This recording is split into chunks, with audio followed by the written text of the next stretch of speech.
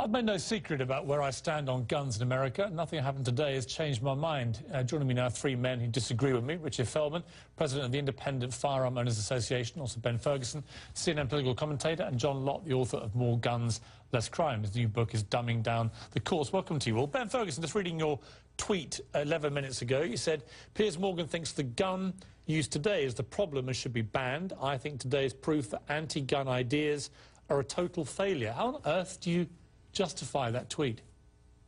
Well, look at D.C. First of all, in D.C., you're not allowed to own any semi-automatic rifle. It's been against the law for a long time. So this gun shouldn't have been there based where did he buy the AR-15? Well, we don't know where he bought it. Where did he buy it? No, we do know where he bought it. We don't know. We don't know if he, first of all, you're assuming, it has emerged. You're assuming Ben, he bought it. No, you're I can't let you. I can't let you go on. No, he didn't steal it. Why can't you let me go on? Do you know that he bought it? Because I'm telling you a fact, Ben. He bought it legally in Virginia. Legally in Virginia. This is the problem with America's gun laws. It's not legal where he did the act. It's legal round the corner. There's no federal ban on AR-15s, so that's why they keep being used.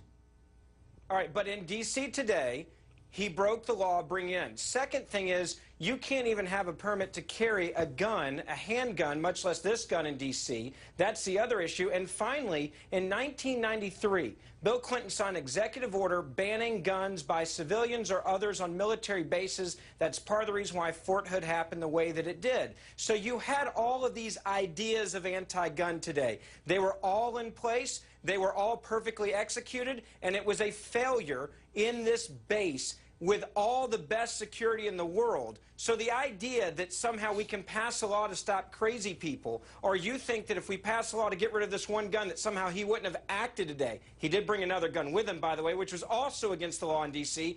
It's not working, Piers. That's the problem. Okay, I'll tell you what isn't working is the failure to do anything to even clamp down on AR-15s. Richard Feldman, here are some statistics for you. This is from Mother Jones, who analysed the mass shootings in America going back to 1982. There have now been 67 mass shootings. They based this on the FBI clarification of 4 or more people killed, and they've chosen a criteria of by a single shooter in an outdoor scenario. 67 mass shootings in America since 1982. 30 of those have occurred since 2006.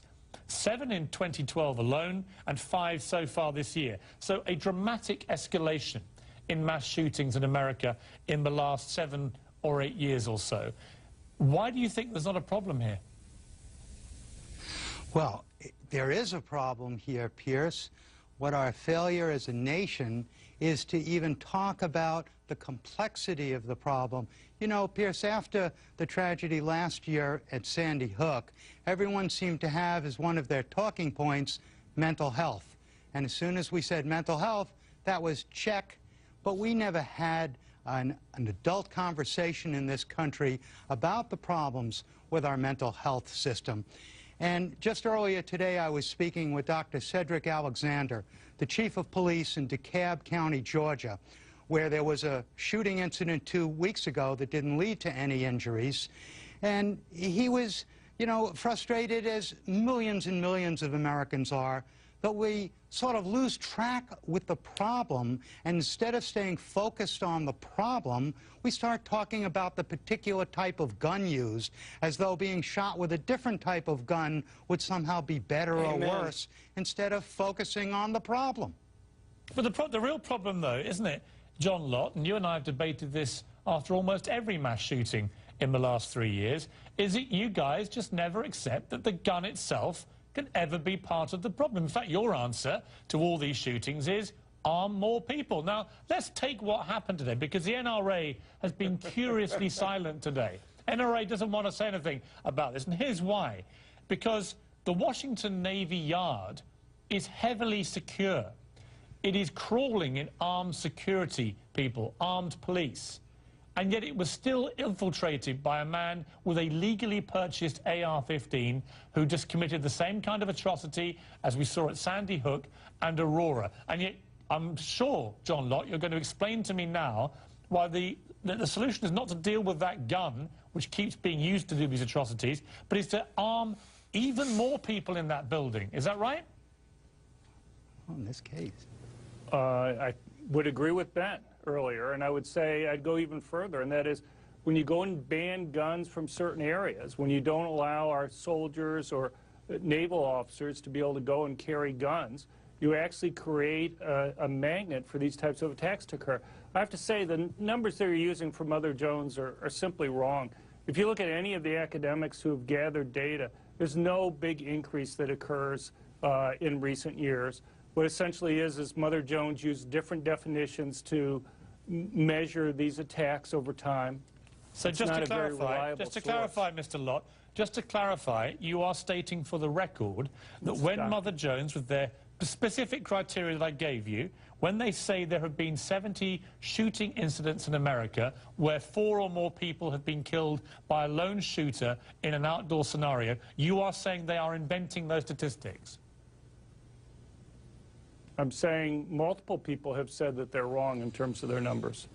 Are you, multiple a so-called academics, expert in this, are you prepared to say now, for the record, that Mother Jones is simply inventing these statistics, that these mass shootings that they have recorded in great detail, which are published on their website, simply didn't happen? Is that your position?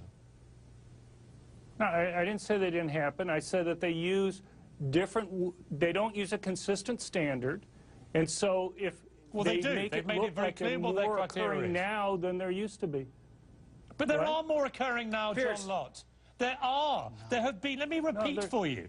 Let me repeat for you. Since 1982. No, you can keep on repeating Mother Jones. Look, please. Piers, if you allow me to repeat, want to rely John on Lott, Mother Jones, you can't that's do what you always do, which is simply spin these statistics. Let me repeat to you the facts. Since 1982, there have now been 70 mass shootings in America. Of those, 30 have happened since 2006. Of those, Piers. 13 in the last 20 months. Of those 13, 3 have been 3 of the worst in modern American history. Yelling isn't going to make those numbers right. Look, what does make them wrong, John Lott? Professor Fox at Northeastern University, others have looked at this, and they would warn you to be careful, not to use those numbers. But Piers, let's get back to today's shooting. People would go and argue that there hasn't been that increase over time, not just myself. All right, but Piers, okay, Ben Ferguson. Piers, let's get back. Let me ask you this, Ben. Let me ask you this, Ben. But in the last problem here is that wait these a second, please, gun-free zones John create Lott, a let me turn to magnet. Ben Ferguson. John Lott, please, one moment. Ben Ferguson. Aurora was the biggest single shooting in America by one shooter in terms of the number of people that he hit, 70 people. Sandy Hook became a few months later.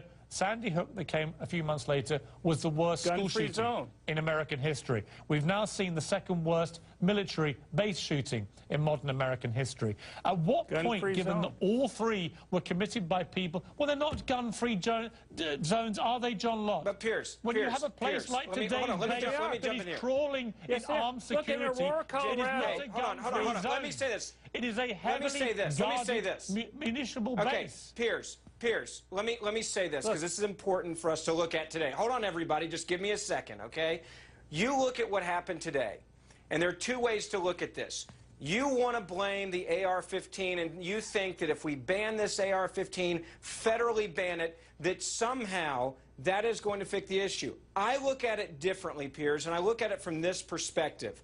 When you allow these places to go where the only people there that can protect these individuals are those at the gate, at the front door, with the gun, the MPs that are there. Same thing that happened in Fort Hood. Once this guy, and we don't know yet how he infiltrated it, okay? We know that the guys that were there minding their own business, doing their jobs, played by the rules. They did not bring a gun in. They are not allowed to, based on an executive order by Bill Clinton in 1993. When you allow a military base to be able to be infiltrated by an individual like this, and at that point he has free reign until those people with guns at the gate can find him. And look how many hours we had a lockdown today, and we had a lot of information about not knowing how many shooters there were, or where they were, or if they had them all. But Ben, you continue to look at this. Let me finish this. This is important.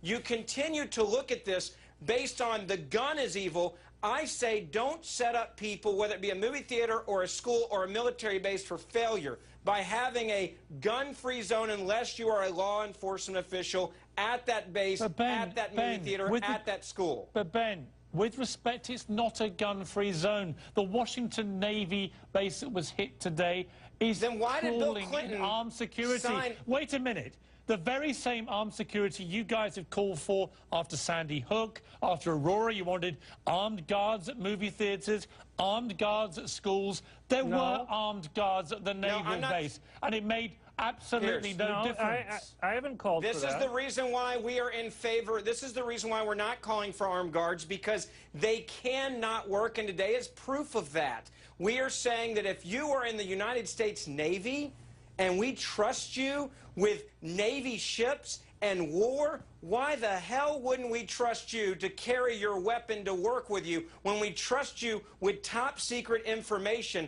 and coordinates and tracking of ships in the world? I'm not missing the point. You're obsessed with the AR-15. Here's the problem with armed guards.